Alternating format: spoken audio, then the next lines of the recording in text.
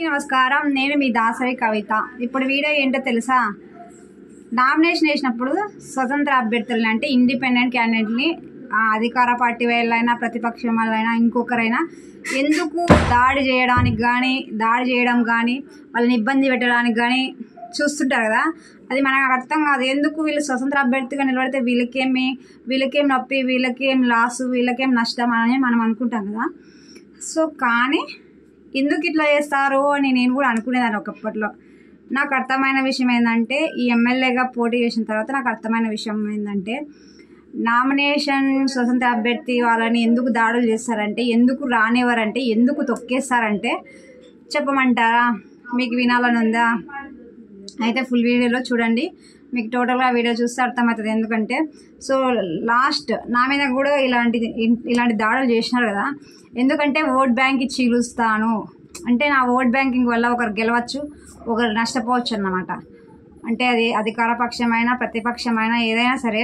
So నాకు వచ్చే ఓట్ల వల్ల వాళ్ళకి లాస్ అవ్వచ్చు అనమాట. సో నాకు వచ్చిన ఓట్ల వల్ల నష్టపోయే అవకాశం ఉంది. అంటే అది నా స్వతంత్ర అభ్యర్థిగా నేను చేయడం నాకు ఈ రాజ్యాంగం ఇచ్చిన హక్కు. అది మీకు తెలుసు, నాకు తెలుసు.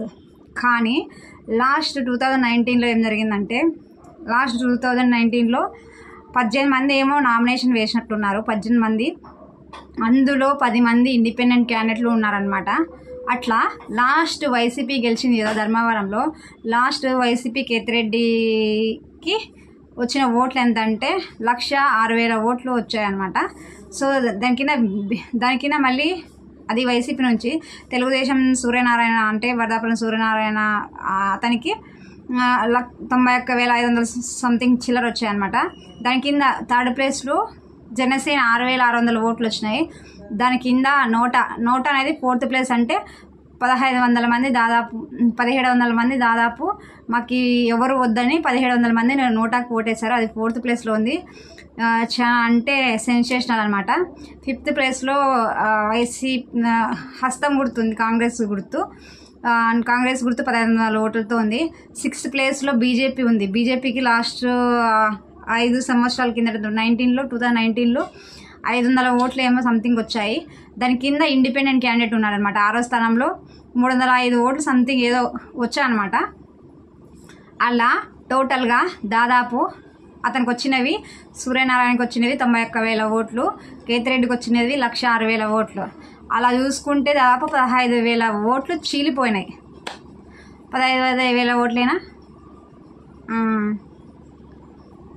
దాదాపు 15,000 ఓట్లు జనసేనకి, మిగతా ఇతర పార్టీలకి, ఇండిపెండెంట్ కలిపి 15,000 ఓట్లు చీలిపోవడంతో ఇలా చీలిపోవడంతో తెలుగుదేశానికి లాస్ట్ 15,000 ఓట్లతో ఓడిపోయింది అనమాట తెలుగుదేశం. అందులో కేతిరెడ్డి గెలిచాడు. దాన్ని బట్టి మనకేం అర్థం చేసుకోవాలంటే, నాకు హక్కు ఉంది, మీకు హక్కు ఉంది, స్వతంత్ర అభ్యర్థిగా పోటీ చేయొచ్చు, ఇతర పార్టీల నుంచి చేయొచ్చు. కానీ వీళ్ళు ఏంటంటే, మేము గెలిచే ఛాన్స్ ఉంది కదా, సో వీళ్ళ వల్ల మాకు ఓట్ బ్యాంకింగ్ తగ్గిపోతుంది, అందువల్ల మేము ఓడిపోయే అవకాశం ఉందనే ఉద్దేశంతో, మనకు చెప్తే మనం వినమనే ఉద్దేశంతో, మంచిగా చెప్తే వినాలనే ఉద్దేశంతో కొంతమంది డబ్బులకి ప్రలోభ పెడతారనమాట. మీకు ఇంత ఇస్తాం అంత ఇస్తాం సెటిల్మెంట్ చేసుకున్నారంట.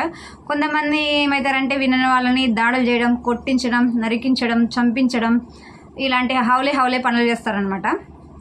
అది ఎవరైనా సరే ఈ ఓట్ బ్యాంకింగ్ చీలకూడదనే ఉద్దేశంతో వీళ్ళు అంటే ఎంతసేపు వాళ్ళే గెలవాలి, వాళ్ళదే జరగాలి, వాళ్ళ వంశమే, వాళ్ళ జాగిరే అంతా వాళ్ళే గెలవాలి అనే ఉద్దేశంతో ఇంకా పక్కన వాళ్ళని రానివ్వరు అనమాట. ఏముంది, ఇప్పుడు నా ఇండిపెండెంట్ క్యాండిడేట్గా వేసిన, సో పబ్లిసిటీ నాకు కూడా ఉంది, నేను గెలిచొచ్చేమో ధర్మవరంలో, చెప్పలేం కదా.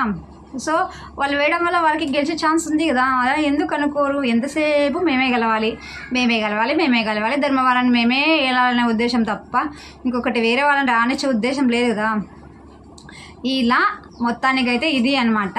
ఎందువల్ల స్వతంత్ర అభ్యర్థులకి దాడులు చేస్తారు, ఎందువల్ల వాళ్ళని అఘాయిత్యానికి పాల్పడతారు, ఎందువల్ల డబ్బులు ప్రలోభ పెడతారంటే ఇందువల్ల అనమాట. అంటే వాళ్ళకి ఓట్ బ్యాంకింగ్ తగ్గడం వల్ల గెలిచే ఛాన్స్ ఉంది, ఓడిపోయే ఛాన్స్ ఉంది అనమాట. ఇంకొకటి గెలిచే ఛాన్స్ అంటే, ఓట్స్ చేయడం వల్ల ఓడిపోయేది విన్నాం కానీ గెలిచే ఛాన్స్ ఏందబ్బా అని అనుకుంటారు కదా. ఇక్కడ గెలిచే ఛాన్స్ కూడా ఉంది. ఇప్పుడు సపోజ్ ఇప్పుడు లాస్ట్ జనసేన వేయడం వల్ల 6,000 ఓట్లు ప్లస్ పాయింట్ ఎవరికైనా కేతిరెడ్డికైనా, మైనస్ ఎవరికైనా వర్ధాపురం సూర్యనారాయణకి ఇలా మైనస్ అయినాయి అనమాట జనసేనతో. సో లాస్ట్ జనసేన 6,000 ఓట్ల వల్ల, మిగతా వాళ్ళ ఓట్ల వల్ల తెలుగుదేశం వర్ధాపురం సూర్యనారాయణ ఓడిపోవడం జరిగిందనమాట. సో ఈసారి చూద్దాం. ఈసారి 15 మంది బరిలో ఉన్నారు, నోటాలలో ఒకరు ఉన్నారు, మొత్తం 16 మంది బరిలో ఉన్నారనమాట. సో 106 కలుపుకుంటే దాంట్లో నా ప్లేస్ ఎన్నో స్థానం వస్తుందో, నేను గెలుస్తానా ఓడిపోతానా, తర్వాత ముందుకి ఇప్పటికి చూసుకుందాం ఎన్ని ఓట్లు వస్తాయి. సో నేనైతే ఓటుకి నోటు ఇవ్వలేదు, బిర్యానీ ప్యాకెట్ ఇవ్వలేదు, మందు బాటలు కూడా ఇవ్వలేదు. సో ఇవన్నీ కాకుండా ఎన్ని ఓట్లు వస్తాయి చూడాలి. ఎన్ని ఓట్లు వచ్చినా ధర్మవరం నియోజకవర్గంలో నా ఓట్లు అనేది కీలకమైన ఓట్లు అనమాట. ఇప్పుడు నాకు వచ్చే ఓట్ల బట్టి సో నా ఫ్యూచర్ డిసైడ్ అవుతుంది. జనాల్లో కూడా వాళ్ళు కూడా నాకు డిసైడ్ అవుతారు. అంటే నెక్స్ట్ ఈ అమ్మాయికి ఓట్లు వేయచ్చా, వేయకూడదా, వేస్తే ఏమవుతుంది, వేయకపోతే ఏమవుతుంది అనే జనాల్లో కూడా క్వశ్చన్ వాళ్ళకే అర్థమవుతుంది అనమాట.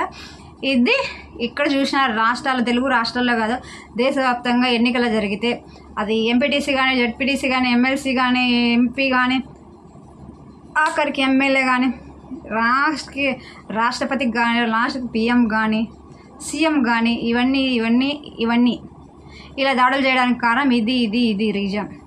ఇంతకు మించి ఇంకో రీజన్ ఏం లేదు. వాళ్ళు ఓడిపోతాం, గెలుస్తాం, మేమే ఉండాలి, రాజకీయంలో మేమే ఉండాలి, మేడం సార్ మేడం అంతే అన్నట్టు మేమే రాజకీయాలు చేయాలి, మేమే బతకాలి, మా కిందే అందరూ మా కాళ్ళ కింద తొక్కబడాలి, జనాలు అప్పుడు మా కాళ్ళు ముక్కుతూ ఇలా ఉండాలి అని వాళ్ళు అనుకోవడం వల్లే స్వాతంత్ర అభ్యర్థులు రాలేకున్నారు.